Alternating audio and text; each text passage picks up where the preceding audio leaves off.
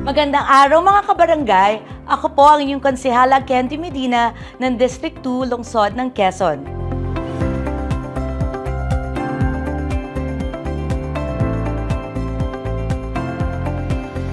Sadyang napakabilis ng panahon. Halos 3 taon na po kaagad ang dumaan simula nang ako po ay binigyan nyo ng muli ng pagkakataon upang maupo bilang isang konsehal. Sa ikalawang termino ko kung saan ako po ay naatasang humawak ng committee na may kinalaman sa pangkabuhayan, livelihood trainings, pagkakakitaan ng ating po mga Q-citizens. Baliktanaw po muna tayo. Ano-ano po ba ang ating po mga nagawa simula nang inyo po akong pinagkatiwalaan bilang isang konsehal? Isa po sa aking prioridad ay ang aspeto ng pangkabuhayan or livelihood na malaki ang maitutulong sa bawat pamilya upang sila po ay magkaroon ng pagkakakitaan.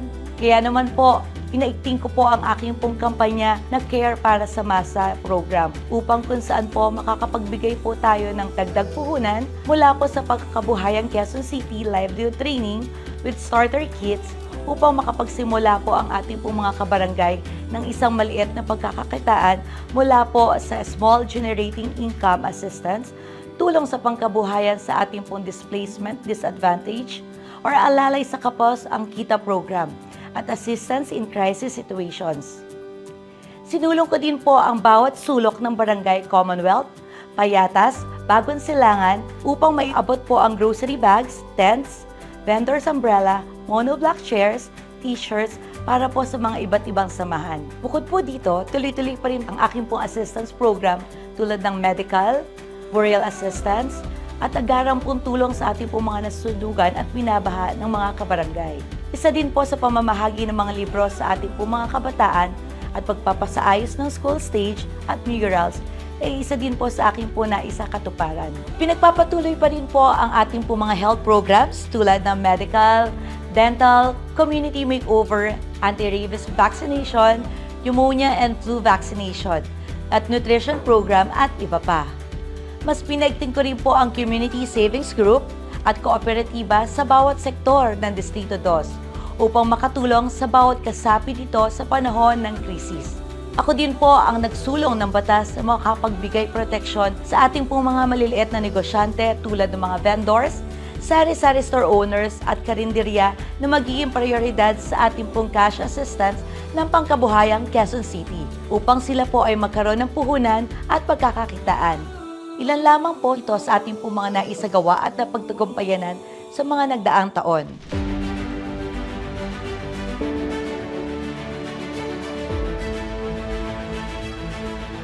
Naniniwala ako na maabilidad ang ating pong mga ka-Distrito 2, kaya isa sa aking pong tinutukan ay ang mga maaayos na pangkabuhayan mula po sa livelihood trainings, mega cards at financial support. Simula nang ako ay mag-umpisa sa aking ikalawang termino, na mahagi po tayo ng 281 na food cards at nakapagbigay po tayo ng livelihood training sa 2,554 individuals sa ating po Distrito 2. Tunghayan po natin ang ilan sa ating po mga nabigyan. Ako po si Mercy Banda, nakatira po sa 557 Kaularan Street, Barangay Commonwealth, 55 years old. 5 po yung anak ko, 1 babae, 5 lalaki. Bali, 6 po sila. Pero may mga pamilya na po sila. Ang hanap buhay po namin ni tatay, nagpo-postcard po kami. Dati po, mananahi po ako. May mga makina po ako sa loob ng bahay. Kaya lang po, wala po kaming sapat na puhunan. Kaya nung nagkaroon po ng pagkakataon na makahingi ako kay Konsi ng postcard, isa po ako sa talagang nagpursige po ako na pumunta ng barangay para lang po magpapirma kay kapitan at saka kay kagawad. Magpasalamat din po talaga ako kasi uminto po ako ng trabaho. Dati po kasi ako nagtatrabaho sa kantin. Kaya nung binigyan pa ako ng postcard, hindi na po ako pumasok ng trabaho. Nag-ano na lang po kami ng asawa ko. Nagtinda na lang po kami sa palengke hanggang ngayon po. Bago po mag-postcard, nung time po na yon, hindi po talaga kaila sa amin yung hirap ng buhay namin. Kasi minsan po, sa business po kami kumakain. Kaya medyo malaking tulong din po nang binigay sa akin ni Consilor. Kasi doon po kami natutong magtinda sa palengke. Kahit na po konti lang po yung puhunan namin, napapaikot po namin ang asawa ko. Dati po, nakakakain lang po kami 2 beses sa isang araw. Pero ngayon po, may almusal na, may merienda pa. may hapunan po kami. Tuwing maghihingi po yung apo namin, meron po kaming naibibigay kahit papaano. At balik-balik po yung mga apo kung humihingi sa amin, may nadudukot po kami para makaibigay sa kanila. Magpapasalamat po ako kay Consular Candy Medina sa binigay niya po sa amin na tulong sa postcard kasi kahit papaano po, nagiging okay naman po ang nagiging sitwasyon namin sa pang-araw-araw. Tsaka talagang malaking blessing po talaga yung binigay niya sa amin. Hanggang sa ngayon, pinapakinabangan po namin yung postcard. Ako po si Josephine Sarmiento Hiangan, nakatira po sa Barangay Bagong Silangan, Quezon City. Ang edad ko po 47 years old, taga Area 05. Po, dati po, yung inaano ko lang po, yung sa lang po ako, sa lamesa lang po ako. Tapos may isang slot po, pinasok po ako ng taga-HOA dito na kasamahan po namin. Inano niya po ako, pinasok niya po, kaya po ako nakapasok. Mas maganda po kasi may permanente kang paglalagyan po, hindi po kagaya na sa lang po sa kanya-kanya kasi minsan lalayo ka pa pag ayaw nung kasamahan mo na pipesto ka, lilipat ka na naman. Mas maganda po dyan kasi mismo sa HOA namin, binigyan po nila ako ng pwesto. Dati po nag-umpisa lang po ako sa mangga at singkamas lang po ako. Tapos na nabigyan po ako, parang nadagdagan na rin po yung mga paninda ko. Kaya nagpapasalamat po kay Councilor na nabigyan po ako. Isa po ako na sana bigyan. Malaking tulong po yung simulan na bigyan po ako ng food card. Nagpapasalamat po ako kay Councilor Candy Medina at isa po ako nabigyan ng food card. Malaking po sa akin yan, nabigyan po ako ng food card. Kaya yun po, nagpapasalamat po ako sa kanya at isa po ako sa nabigyan po. Ako po si Ento Maldicano. Nakatira po ako sa Palayandik, Kasipagan, Bulod, Batasan, Quezon City. Tinda lang po ako sa tapat ng bahay namin. Ganun po yung rotation ko dati. Tapos sabi ko parang mahina yung pasok ko. Kaya po ginawa ko nun, nagantay po kung kailan po yung apply ulit ng food card. Tapos nung po nagkaroon na ako, hindi na po ako nahihirapang pagharap ng pambaon ng dalawang anak ko po. Tapos yun po, tapos hindi na rin po ako nag-ano sa nanay kasi nung po wala po po food card, ang nagbibigay ng suporta sa akin yung nanay ko. Nung ito na, hindi na po. Tapos yung pangailangan ng dalawang anak ko, naibibigay ko na po sa kanila. Siyempre, iaano mo yung pagiging ama, matasina ka, ibabalance mo rin, ganun. Mahirap. Kasi solo ka lang. Lahat sa'yo, ganun.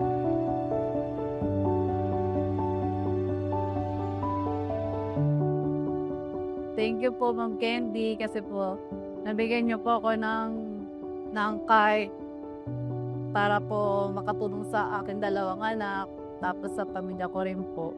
Yun po, maraming salamat po. Ako po si Julio Espinosa, 52 years old, nakatira po sa Barangay Holy Spirit. Dadaanan po ako ng isang stop lang ni Ma'am Candy na nagtitinda po sa isang lamesa lang. Nakita niya na nagtitinda ako, so inalok niya ako kung gusto ko. Nung wala pa po, hindi pa po dumating yung part namin. Nagtitinda lang po kami sa isang gilid. Lamesa lang po yung gamit namin. Tapos pagkahapon po liquid na. Ganun lang po everyday. So, dati po kasi nung nasa lamesa lang po kami, so ilan lang po talaga yung magiging customer namin. Kung sino lang po yung mga dumadaan, ganun po. Like po nung nabigyan po kami ng cart ni Ma'am Candy, napakalaking tulong po. Kasi nakapagdagdag po kami ng ibang paninda namin. Laking bagay po nung sakita, pagdating sakita, kasi na-provide niya talaga yung pangangailangan namin kasi nangungupahan din kami. So, doon namin siya kinukuha. Nung nakapagtinda po kami ng food cart, mas lumaki po yung income natin. Unang-una po, maraming salamat po kay Ma'am Candy sa pagbibigay po sa amin ng food cart. Naman napakalaking bagay po talaga itong nangyari sa amin. Sobrang thankful po kami kasi nabigyan po kami ng ganitong klaseng food cart na pwede nakakatulong po sa amin.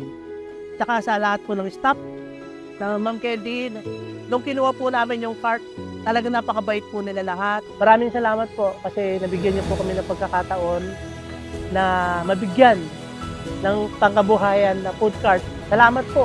My name is Fritz David Balvin, residing at 48 Acacia Street, Payatas, Quezon City, 38 years old. So nagsimula po dati bago po ako mag-barber, pumasok sa barbering. nasa corporate world po ako. I'm a sales consultant at Astoria. Nagbebenta po kami ng mga membership ng hotel. So, dumating yung pandemic, nawalan po pare-parehas ng trabaho. Nag-close po, close po operation. So, balik sa bahay, naisip ko po na dati po kasi nagugupit po ako. Pero ano lang, sa mga kanto-kanto lang, mga kaibigan.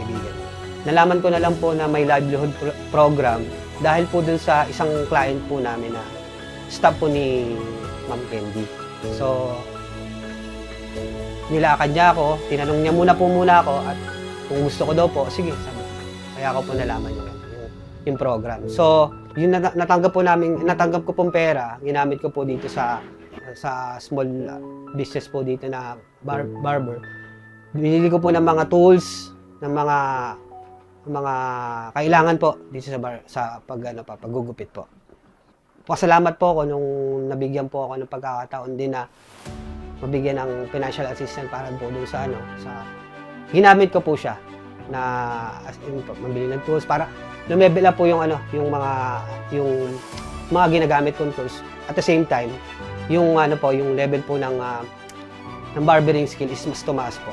Ito naman po yung mga natutunan ko sa program, sa pag-attend po ng seminar. Kailangan po pala is kapag mag-i-invest ka po, wag po dun sa liabilities, dun po sa asset.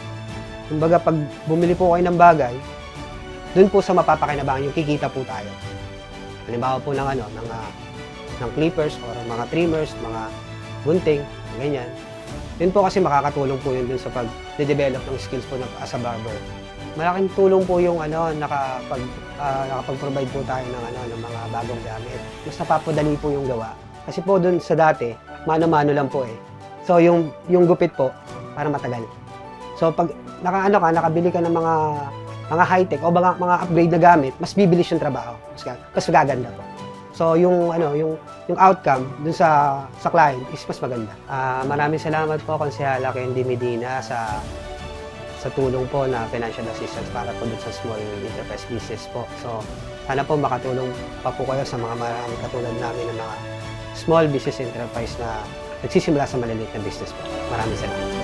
Mula sa Barangay Commonwealth, maraming salamat po, Councilor Candy Medina. Street ng Bayan, Choice ng masa. Konsehala Candy Medina.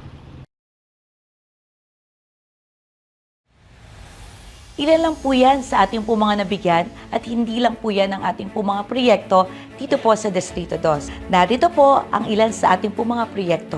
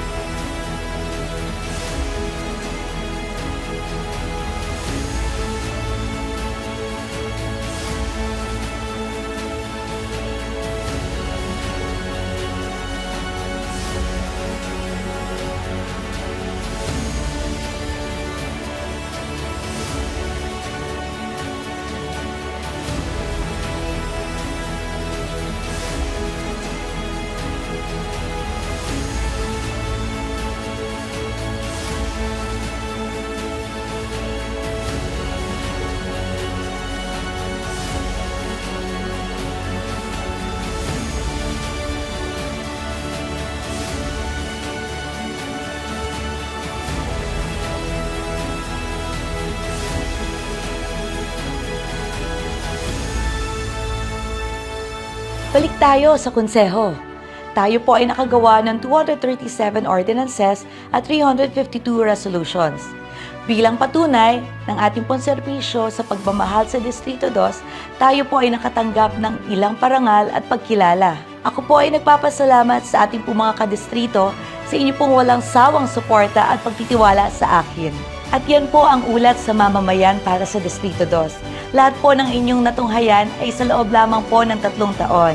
Hindi pa po dito nagtatapos dahil kung tayo po ay papalarin at ibibigay po ang pangatlong pagkakataon bilang inyong konsehala sa Distrito 2, ay makakasiguro po kayo na tuloy-tuloy ang ating po mga proyekto at priority projects na pangkabuhayan. Muli, maraming salamat po sa inyong pagtitiwala. Ako po ang inyong sweet ng bayan, champion maglingkod at choice ng masa, Konsehala Candy Medina.